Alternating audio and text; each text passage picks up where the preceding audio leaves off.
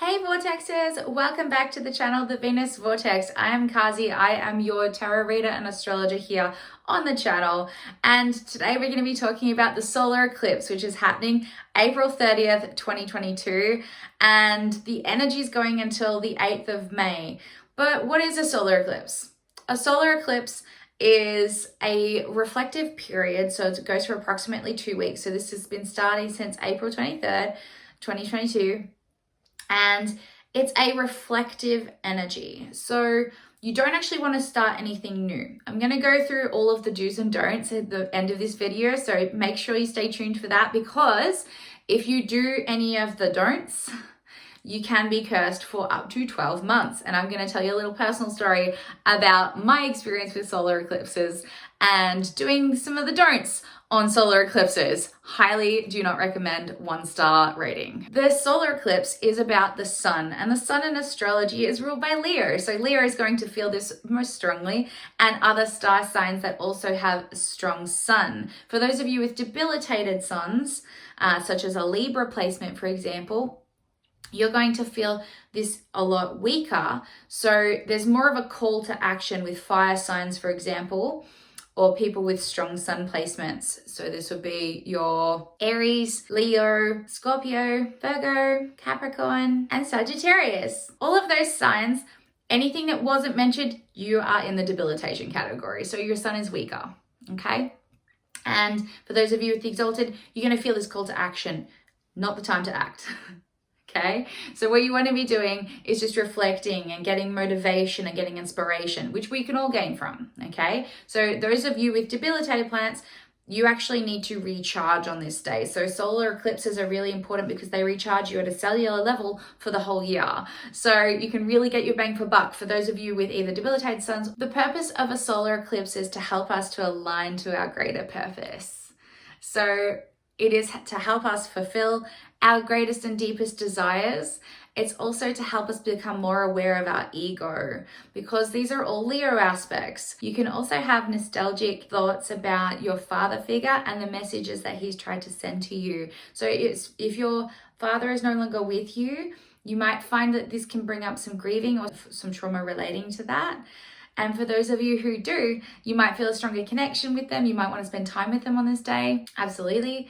You can do that. The energy is really good for it. And this will also help you to find meaning and how you perform in the world. It's also really beneficial to work out what sort of things light a fire in your soul and to put a priority on those, particularly for these next 2 weeks. So if you've been feeling a little bit flat and lackluster, it's time for you to connect with yourself and your higher purpose and to think about those things.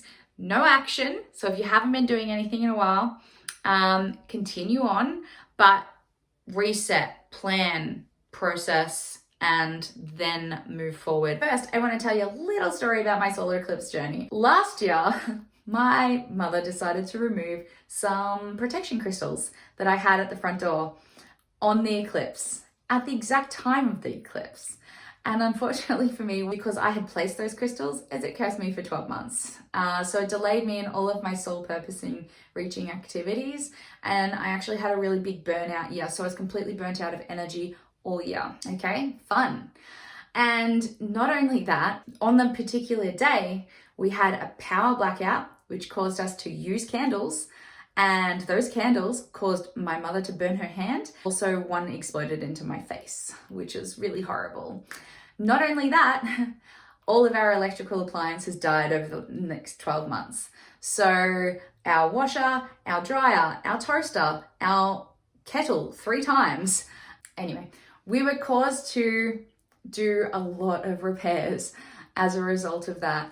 And that's been very expensive. So this makes a perfect segue for our do's and don'ts list. So let's make sure that we don't get any unfortunate energy for solar eclipses. Do have a salt bath before and after the eclipse. There are some really good reasons for that. When you bathe, you are cleansing your spirit of any collective energy that you have built up, and you're actually allowing new energy to come in. So out with the old and in with the new. Don't light any fires. You don't want to be doing fireplaces, candles, saging is out, all of that sort of stuff. I know it sounds really counterintuitive.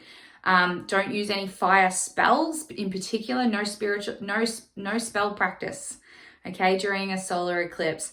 Reason being is, for my story that I just mentioned, fire tends to explode because the energy is heightened on this day. So anything that's ruled by fire and fiery things is spiritually a no-go and will bring you some of those negative energies that I was talking to you about throughout the rest of the year that you don't want. Do eat 2 hours before the eclipse.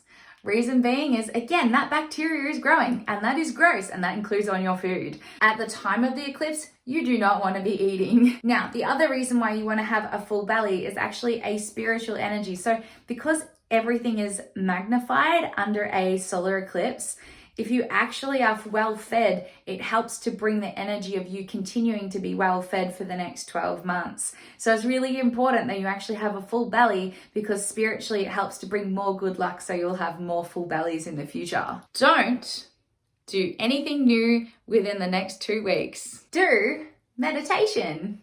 Meditation is actually the most powerful activity you can do, and the best time to do it is during the eclipse.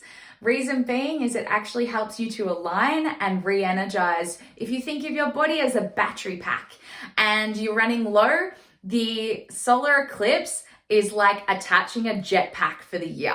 You are going to be full of beans. And this helps everything to recharge. Now, again, if you have a debilitated planet, it's super crucial that you do it because you're already naturally tired. So for people who've got heightened energy, you'll probably naturally recharge during the day by just doing activities under the solar eclipse. But for people who are really naturally depleted, so this is a Mars in debilitation or a Sun in debilitation, you guys are people who need to absolutely meditate for the whole cycle of the eclipse, because it helps to recharge you at a cellular level, which is really cool. And it's also the easiest time for you to meditate because you'll actually feel more one and at peace. And so you'll find that you actually meditate the easiest because your brain will stop going and you'll actually be able to connect with that moment. Don't go to sleep during an eclipse. This is spiritually a bad time to do that because this is a counterintuitive energy. Do charge your crystals and your jewelry. So anything that has a gemstone in it, that will need to be charged. And this is, again, supercharging your crystals, supercharging your jewelry, so you'll get way more bang for your buck. So if you're somebody who often forgets to charge them during like lunar, like full moons, when it's a really good time to charge your crystals, this is actually charging it with a different energy to a lunar energy. So crystal charging during this is actually heightened and really, really crucial for the message of those crystals. So you'll actually feel them vibrate at high frequency. So it actually helps your crystals to kind of upgrade their frequency levels. So you're getting the most out of them that you possibly can. So for those of you who are into that, totally recommend that you do it during your solar eclipse, with the exception of protection crystals. So anything you keep under your pillow, over your doorways to keep spirits out, protection circles, any of that sort of stuff that you're doing, especially if there's anything witchy, so any altars or anything that you're using currently in a spell, absolutely 100% do not charge under or remove during a solar eclipse. It's also forbidden during a solar eclipse to drink alcohol or to eat meat. The reason being is, one, because of the bacteria. It's a bit of an older tradition with the meat. So meats can actually spoil a lot more during this time. So make sure that you've got all of your fridges up to a colder level. But you'll also find that meats and stuff can actually make you feel sicker and heavier. So it's actually a good time to cleanse your body, because if those bacteria are digesting in your body and then getting magnified under this energy, it can actually make you quite sick and give you things like gastro, etc. So what we recommend is not eating meat on this day, but if you can do it for the whole 2-week fast, it actually helps to heighten the energy. The meat and proteins in particular from meat actually delay and keep you at a lower vibration, so you don't actually get the full effect of this eclipse. Alcohol also disconnects you emotionally from the experience, and that will actually stop you from being able to fully meditate, fully connect, and fully re-energize. Don't use divinity tools. So this is things like tarot, rune stones, astrology charts, All of those spiritual practices that use some kind of tool to connect with spirit are absolutely big no-nos. So you can't use them until May 7th. So you shouldn't read a chart or anything like that, especially if it's for personal gain.